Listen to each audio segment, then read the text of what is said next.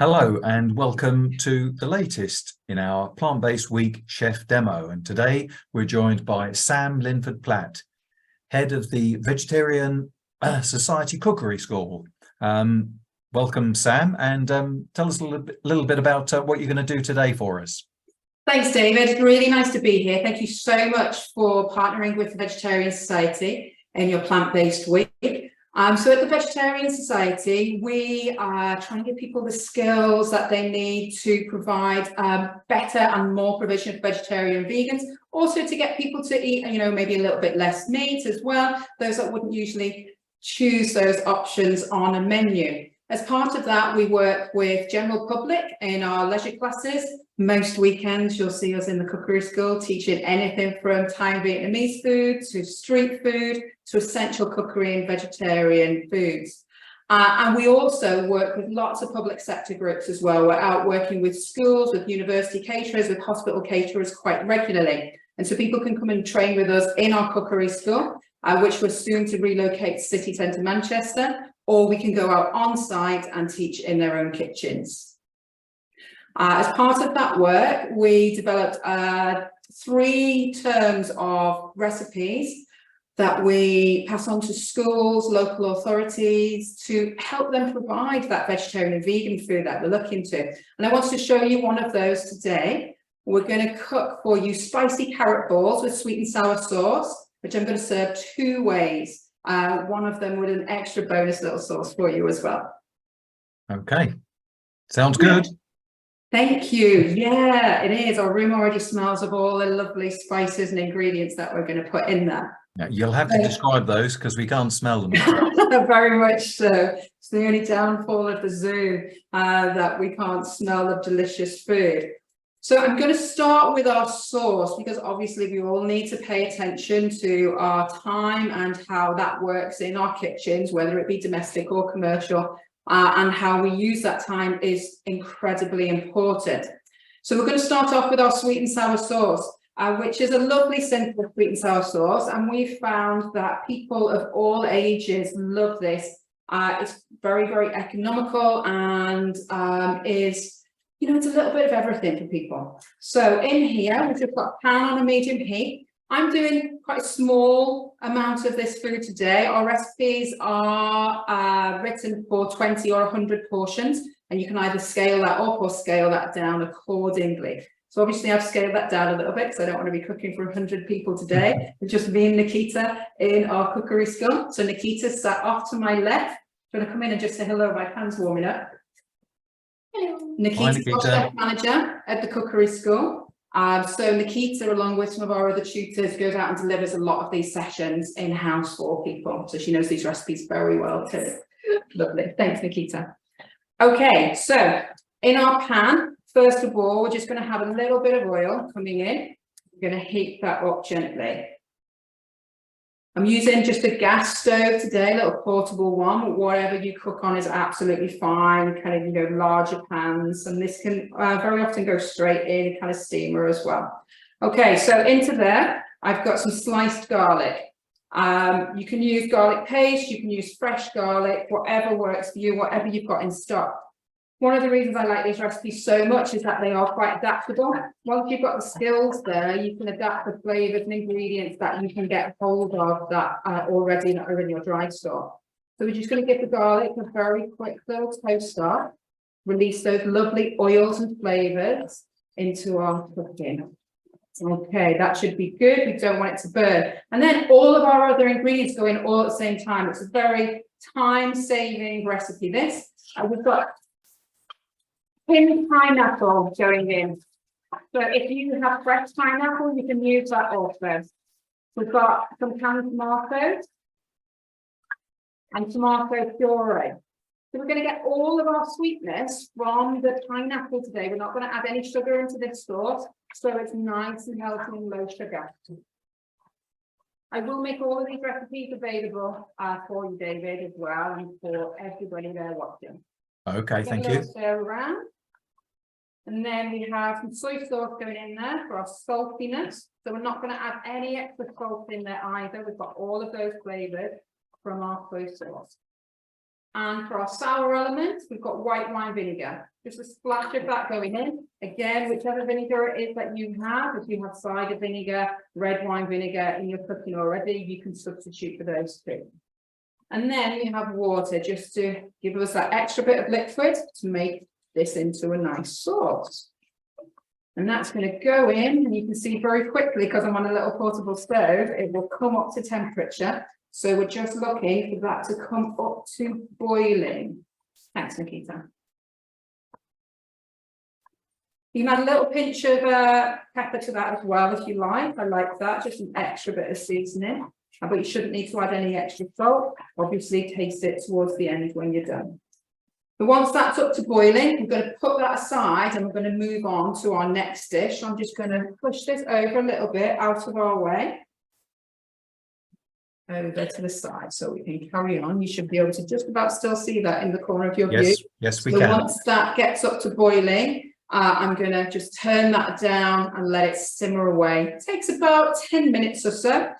We have got on standby just a little bit of corn flour. Depending on your time, you might need to thicken at the end, so we'll see how that goes.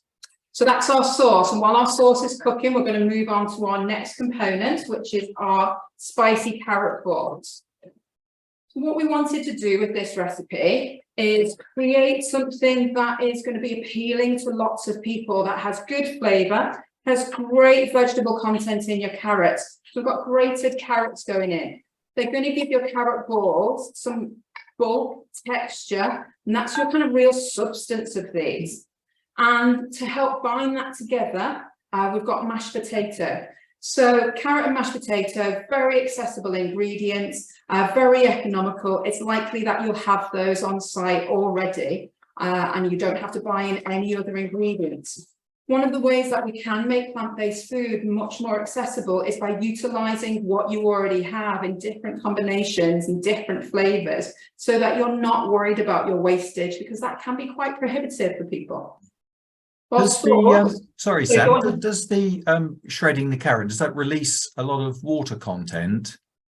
A little bit, but as you'll see when we move on to our ingredients, we do need to add a little bit of, we do need some moisture in there to bind it together, because we've got gram flour going in these balls. So it's almost kind of like, it starts off being a bhaji really, and the moisture from the carrot and the mashed potato is really going to help build that almost a batter kind of feeling inside. Okay. Also, the gram flour is going to give you a little bit of protein content as well, so you don't have to think about that too hard too. Right, okay, our sauce is bubbling away nicely. I'm just going to adjust the heat on that slightly. Our other ingredients, we've got some breadcrumbs here. We've got panko breadcrumbs. You can use a gluten-free alternative. You can use a regular breadcrumb, or you can always switch this out for finely ground oats as well. Whatever you've got that works for you. We're just building bulk, we're building mass here, hopefully, you know, with quite economical ingredients as well. And we've got some onion going in, more vegetable content, also going to give us flavour from that too. And then our other ingredients are to build our flavour. It's all very well and good you presenting plant-based food on menus, but it's got to taste good. Otherwise, just nobody's going to want it, nobody's going to come back for it. And if you can create a dish that's very, very tasty, you're not limiting your audience to just those who make moral and ethical choices or dietary choices for the plant-based food. They're good for anybody. Once people start to try them, you'll find that really encourages people to order more plant-based food, helps with your wastage, helps with your turnover of that product on the day, all of those things. Okay, so into our carrot balls, we've got some ginger. This is fresh ginger, been grated, so it's got a little bit of moisture in there, but it's very fine. Use a ginger paste if you like as well. We've got some fresh parsley. You could switch that for dried again. We've got a large pinch of chili flakes. If you know that your clientele or your customers are a little bit shy of the spices, you can always dial that back as well. Cumin, good pinch of cumin. So cumin's not going to give us any heat, it's going to give us warmth, it's going to give us earthiness, and it's going to be really lovely with the sweetness that we get naturally from the carrots too. And then we've got a pinch of ground pepper going in. And we've got a couple of generous pinches of salt. Where do you go to get your recipes taste tested then, Sam?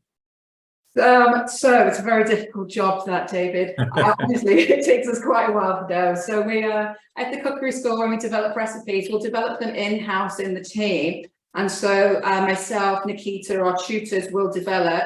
And once we get to a point we think it's ready for sharing, then we'll usually share with each other. Or if the rest of the Vegetarian Society are on site, they're working in the offices, in finance, in admin, then they have the very difficult job of tasting our recipes for us. It's great to get a little bit of feedback. We'll also adapt as we go out into kind of schools and colleges and hospitals. We always adapt as well. You know, if there's something that works really well for people, then we'll take that feedback, because we see our recipes as a jumping off point more than anything else. You know, we don't want to come along and just teach you a pack of recipes and that away you go. We want to teach you the skills. We want to teach you the skills and, you know, open your heart and mind to plant-based and vegetarian food, and hopefully go on to develop on those recipes and develop your own recipes as well. So this is a really good example of that, because a lot of these ingredients are interchangeable. You can put different vegetables in there, different flavorings. Once you have that skill of actually building these nice little kind of balls that are almost like falafel. So very, very simply, we're going to mix all of this together. One of the elements of the brief in our school's recipes packs that we're using was to keep it simple. Not lots of different directions. You know, we don't want methods that go kind of 2 pages. You know, we want to be able to do it quickly. You know, I'm preaching to the choir here, I know, but time is so important in all areas of catering, and we very much kept that in mind. So we just get all of this together into a bowl, give it a really good mix. I'm going to get my very clean hands in there now too, and give it a really good mix around. And you should be able to feel kind of almost straight away that the gram flour is going to help bind that together with the mashed potato. And you've got a really good texture. You should be able to see the herbs spreading through your mix. It's a good way to tell if you mix it together thoroughly is your little flecks of green and your onion, is that all consistently mixed through? Okay, that's had a really good mix around and a squish. And now we're going to roll them together. I've got carrot hands now, so Nikita's going to bring in my tray for us. This recipe, you can either bake it in the oven if your ovens are on, or you can deep fry it as well. And you're looking to split your mixture into about golf ball sized pieces, so like a falafel. Give them a quick roll. We're going to cook in the oven. And we're just going to space them out slightly. Don't squash them up too much, just a nice gentle roll, palm of your hand, and off you go. So this is a really good job to pass over to if you've got any prep chefs, anything like that in your kitchen, once you've made your mix. So I'm not going to carry on and do the whole bowl for you now. I'm going to pass this along to Nikita. Give my hand. You made this in advance, Sam. Would it keep in the fridge? Yeah, very much so. So you can either make the mix, pop that in the fridge, and it will keep, you know, wherever your guidelines are, 48 hours, and then put the balls together. You can put the balls together, cook them, and then they will regenerate as well. As long as you don't cook them kind of till they're very, very crisp, they will take another reheat. You know, if you steam them and then reheat them either in the fryer or the oven, they work very well that way. Yeah. They keep the moisture too. So it is something you can do in advance, very much so. 1 second while I just wash my hands. It's quite all right.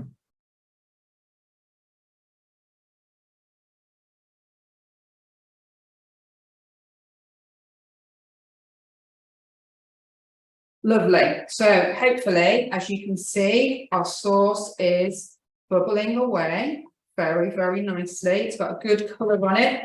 From here, I can smell the sweetness of the pineapples, but just that little bit of a zing from the vinegar as well. So that's everything that we're looking from there. So at the moment, we have our sauce and we have our carrot balls all cooking away nicely. I wanted to show you another sauce to give you options to serve the carrot balls with. This is a white bean and garlic sauce. And we really, really like this sauce here. It's been so popular when we've gone out to teach school caterers and hospital caterers particularly. So very accessible ingredients. So you can serve it as a dip, you can serve it as a sauce, you can serve it on wraps and pittas and things like that as well. It's a whole kind of dipping sauce made with, today we've got plant-based yogurt, water, garlic, seasoning, and we've got some mashed white beans here as well. And we've included these because it gives you good protein content. So one of the things that we try and get across to chefs in all spheres is they need to think about putting their dishes together a little bit differently in plant-based cookery. You don't have to simply replace that piece of meat, fish, dairy, whatever it is, with the equivalent amount of protein and taste and size and everything else on your plate. You can put those things somewhere else. You know, when you create a meat dish, the meat's usually the star of the show. It doesn't have to be in vegetarian and vegan cookery. Protein doesn't have to be. And we'd like people to experiment with not just the meat alternatives, but using pulses and gram flour, things like that, to get that protein element into their dishes in, you know, a less processed and often more economical way. So the beans, it's a perfect way to do that. And it's a really nice little trick to pop it in your sauce. It kind of almost smuggles in the protein. I've got a 9-year-old son, and these are all the ways that I kind of get protein and vegetables more into his diet, almost without him noticing. So it's a really good tip. So we're gonna, you can obviously do this on a big scale again, just in a big blender. I'm doing this today with a small hand blender and a jug. So we've got our plant-based yogurt. This is just a plain yogurt, no sugar added. That's very important for your taste, because sometimes they can taste a little bit kind of vanilla-y or a little bit sweet, and then you're overcompensating with your salt content too. Next, we're going to go in with our white beans. We've got cannellini beans today, but you can use any white beans that you have at all. Buttered beans work really well. You know, you could use chickpeas, leaves it a little bit grainy, but whatever you use usually. And they're just going to go straight into our yogurt, along with garlic. So I'm using garlic paste today, the one that you usually buy kind of in bulk, just because when you're making quite a small amount, and I want to make sure the garlic distributes really nicely through that sauce. If you're making a 100 portion batch of this, you could use fresh garlic if that's what you want, what you have already. Just make sure that it's very, very thoroughly blended. And then just to go back to the beans, Sam, yeah. How had you process them? Did you just sort of blitz them? So, excuse me, these are tinned beans, which we've drained. We'll give them a rinse. We've just mashed them with a fork before they go in. That's just to help them along in our food processor or blender. If you're making a really big batch in a very, very big processor, you might not need to do that. You can also do it from dried beans that you've cooked already. Excuse me. We find that just for ease of the time, the tinned beans are, you know, a little bit better for us. Okay, so just a bit of seasoning gone in, a couple of good pinches of salt, and a pinch of pepper. I've got a little jug of water here on hand, just in case we need that. Sometimes, depending on how much liquid's in your beans or how loose the yogurt is, you know, food has a mind of its own sometimes, and you've got to be a little bit adaptable to it. That's why our little jug of water is there. Okay, so I'm going to give these a whiz up in the blender, making sure I don't splatter all over myself.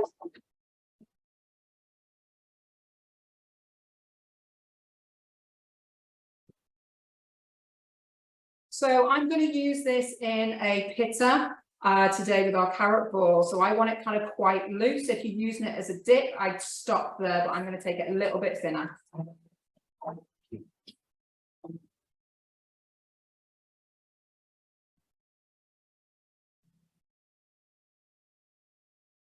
It's a remarkably quiet stick blender you've got there, Sam, I have to say. Sorry? It's a remarkably quiet stick blender you've got there. Yeah, I was just thinking that actually. This is we take this around to demonstrations and shows. That's part of what we do. So just last weekend, we were out at a food festival on one of the chef demo stages, and all of those things are very important, aren't they? When you're in a big kitchen, you've got a stick blender that's this big. I can't take that out and still talk to people. Right, okay, so that's our finished white bean sauce. I'll just show you the consistency of that. So it's a pouring sauce. It's thinner than a mayonnaise because we want to dress a pita bread or a kebab with that today. But as I said, you can take as thick or as thin as you like, just adjust your seasoning at the end. Lovely. So we have our secondary sauce. We have our main sauce still bubbling away. That may need just a little thicker. So Nikita, could you just mix me a tiny spot of corn flour? If this was on in the background while we were doing lots of other things, then this would probably just simmer away. It would reduce and we'd get a nice, thick, sticky consistency to it. But I'm going to thicken it ever so slightly, just with a touch of corn flour and water. Again, you can use whatever thickening agent you have around. I know a lot of people kind of switch onto the arrowroot. We do in the cookery school quite a lot. Corn flour is sometimes a little bit easier to sauce because it's at hand for your other dishes. So just a tiny little bit should do the trick. You should see straight away that's starting to thicken up. That's lovely. Depending on who you're serving to, you might want to reduce the size of your pineapple chokes before you start cooking. I know sometimes when we go out and cook this dish with children or with families, we kind of chop the pineapple up a little bit more. Sometimes easier to get the children on board when it's not so big. But it looks really lovely in the sauce if you're serving to a mixed crowd. Okay, that's great. Pop that back there. I think we're pretty much ready to plate up. Is that good? That sounds good to me, yeah. Okay. I just wish I could smell it. It's just, they do smell lovely. If you want to pass me on, so here's our blue pita moment of, I made this earlier. Here's one I made earlier, our carrot balls. They, as you can see, because it's the mashed potato takes on the crispness when you cook in the oven, and they're just about starting to catch the heat in certain places. That's exactly how they are. So they're quite stable. They're not going to crush straight away in your hand. They take about 20 to 25 minutes in a 180-degree oven, or as I said, you can deep fry them. And they are, if we open these up, they're fluffy inside.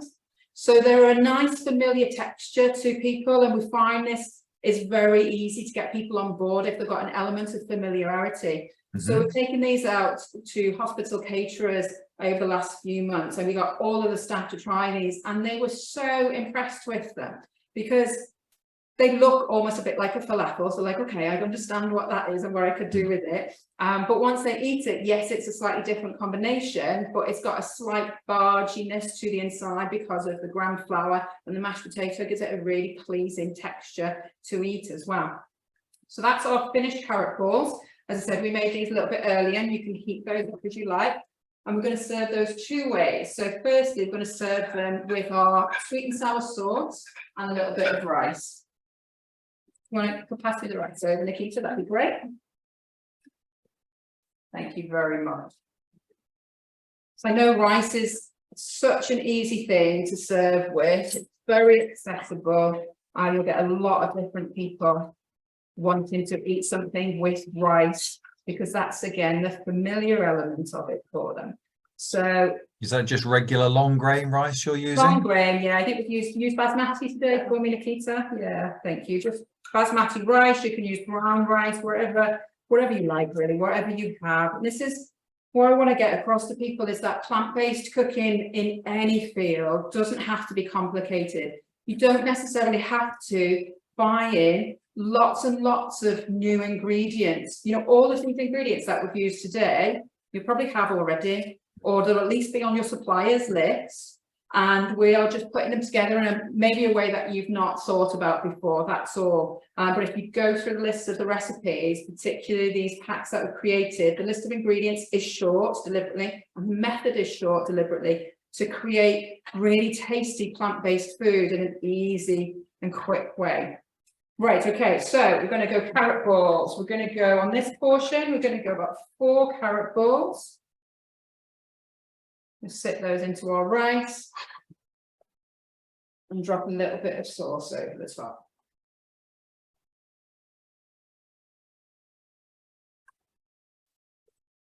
With a spoon. Pass that to you, thank you. Would So this this be can a main course portion for an adult or a child we're looking at here? Child probably for 4 pieces, you know, Yeah. an adult, you could put something else on the side. We're going to put a little bit of salad on the side. You know, 4 of these and rice, depending on the age of the child, obviously. When this is the size of portion my 9-year-old son would eat now. But when he was 4 or 5, I'd probably give him 2 or 3 balls at most. A little bit of just mixed salad on the side. And if you want to, you can give it a lick of the white bean sauce over the salad too. So that's our first way. Second way, we're going to serve these balls in a pita bread. This is very good for kind of grab and go. You could have a few of these ready. You know, people can just take those away with them.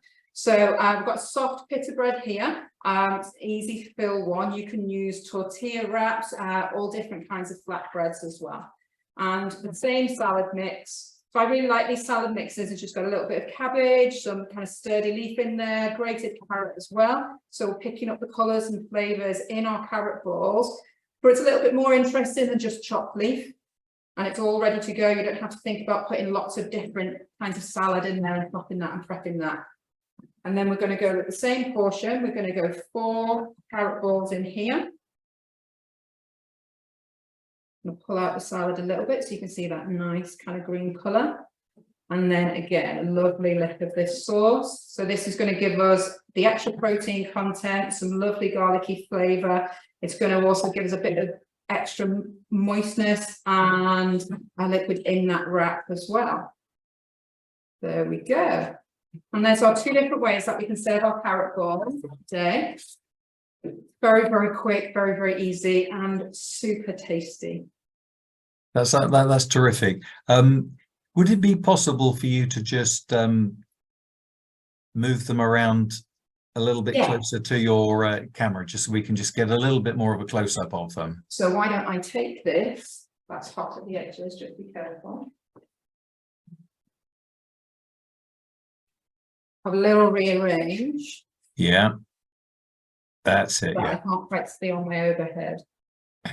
yeah. Okay, that's terrific. Is that better? Yeah. Lovely. Okay, Sam.